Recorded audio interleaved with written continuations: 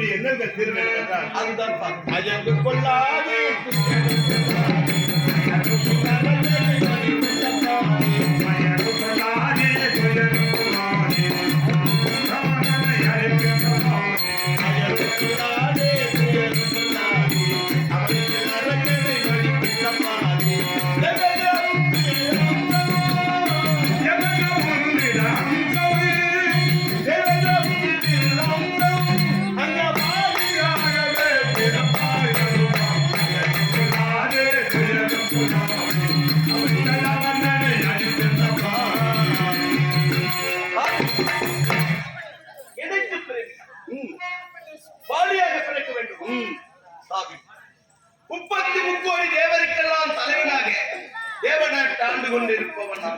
அப்படி அங்கே போய் நான் தனிமையை எப்படி வாலியாக பிறந்தால்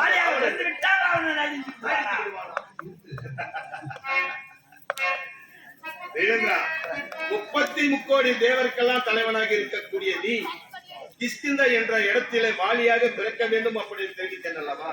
இந்த 33 தேவர்கள் அனைவரும் வானரங்களாகவே அங்கு பிறப்பார்கள். அந்த வானர கூட்டத்துக்கு அனைவருக்கும் தலைவனாகவே இங்கும் தலைவன் அங்கும் தலைவனாக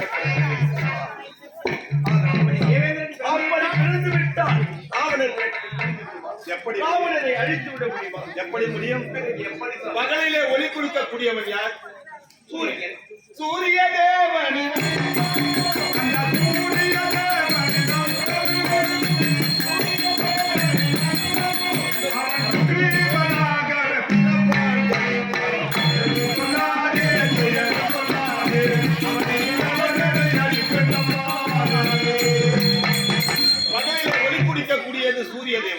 அந்த சூரிய தேவன் சுக்கிரீவனாகவே வந்து பிறப்பான்.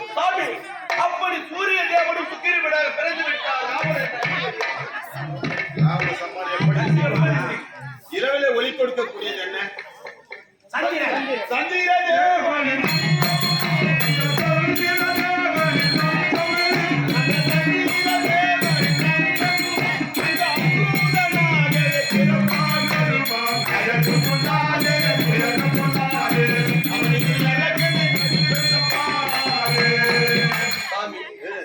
அப்படி சந்திரன் அங்குதனாக பிறந்து விட்டால் ராவணன் வேட்டை முடித்து விடுமா? அழித்து விடுவானா? எப்படி முடியும்? அதானே இதோ என்னுடைய மைத்துரன் இருக்கின்ற சிவபெருமான். அவருக்கு என்ன அம்சம் தெரியும்?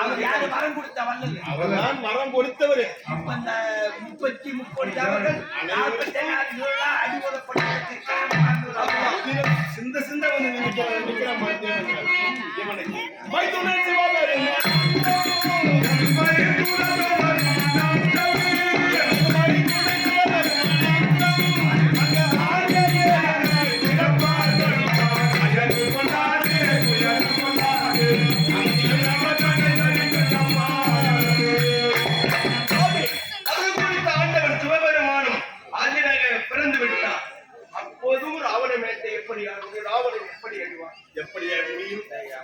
இதோ என் மகன் இருக்கின்றான் அல்லவா பிரம்மதேவன். பிரம்மதேவனே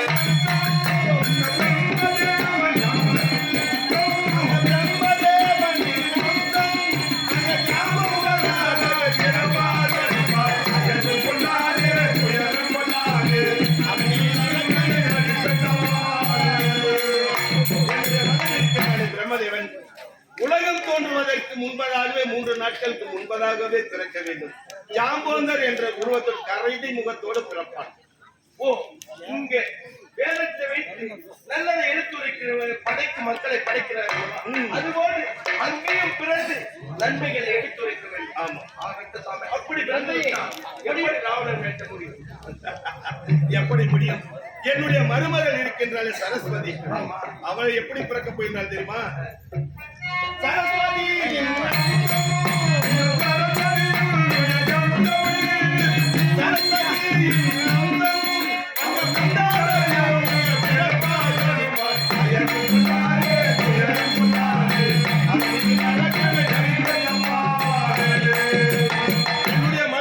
மருமகள் இருக்கின்றாள் அல்லவா சரஸ்வதி. நீங்கள் அனைவரும் யுகம் எடுத்து பிறக்க போகிற தருவாயிலே மந்தார கூனியாகவே பிறப்பாள்.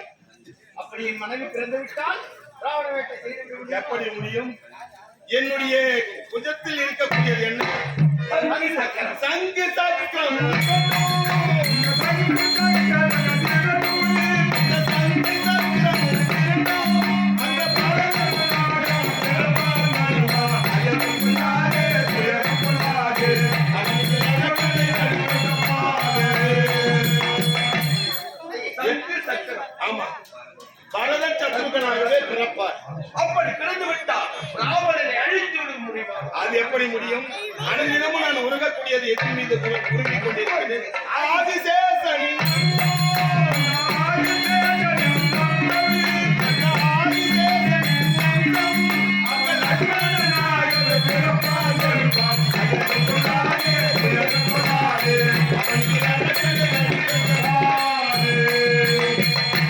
அப்படி அந்த ஆதிசேஷன் அர்ஜுனனாக பிறந்து விட்டால் ராவணன் வேட்டை முடித்து விட்டான். எப்படி முடியும்?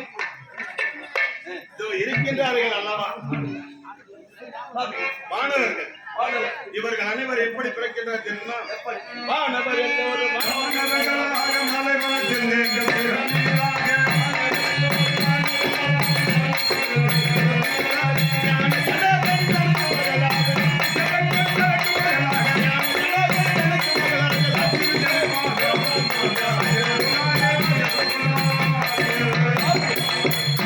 போர்விலே தாங்கியிருக்கும் லட்சுமி தேவி அவங்களுக்கு பிறவி கொடுத்து விட்டேன். அப்படி பிறந்து விட்டால் ராவணன் அழித்து விடுவானா? எப்படி முடியும்? ஏன் சாமி? தேவேந்திர வாலியா பிறக்கிறான். ஆமா, தேவேந்திர வாலியா பிறக்கிறான். சூரியன் சுக்கிரனா பிறக்கிறான். சந்திரன் அங்குதனா பிறக்கிறான். பிரம்மதேவன் ஜாம்பவானா பிறக்கிறான். சரஸ்வதி மந்தாரை என்று சொல்லக்கூடிய சூரியன் பிறக்கிறாங்க. அதாவது சங்கு சக்கரம் பந்த சக்கரம் பிறக்கிறாங்க. பத்துரங்கக்கூடியவர் ஆதியர் லட்சுமண பெருமாளா போறாங்க. மாநிலத்தில் அம்மா சீதாவா போறாங்க. அதாவது மற்ற தேவர்கள் எல்லாம் மாணவ கூட்டமா போகுது. அவங்கள வந்து இப்படி போறாங்க, நீங்க இப்படி போறாங்க, நீங்க அப்படி போறாங்க. நீ மாதிரி நடிச்சிருவா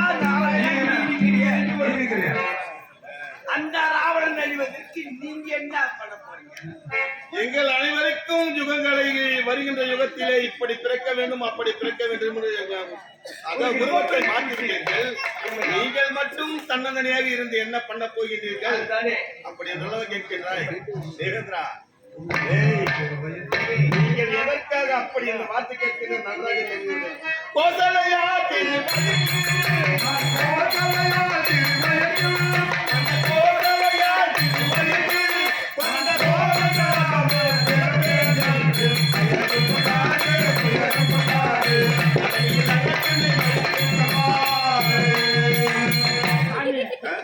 சாமி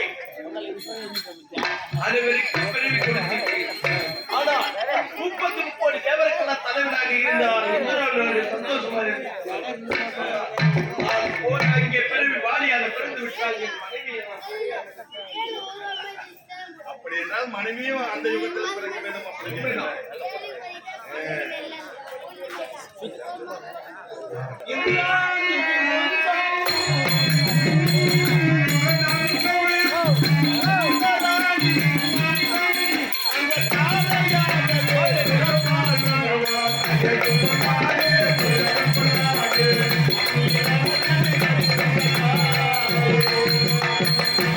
உன்னுடைய மனைவி இந்திராணி வருகின்ற யுகத்திலே தாரை என்ற பெயரோடு பிறப்பார். தீர்ந்து விட்டதா? தேவர் குரல் தீர்ந்து விட்டது. இப்போதே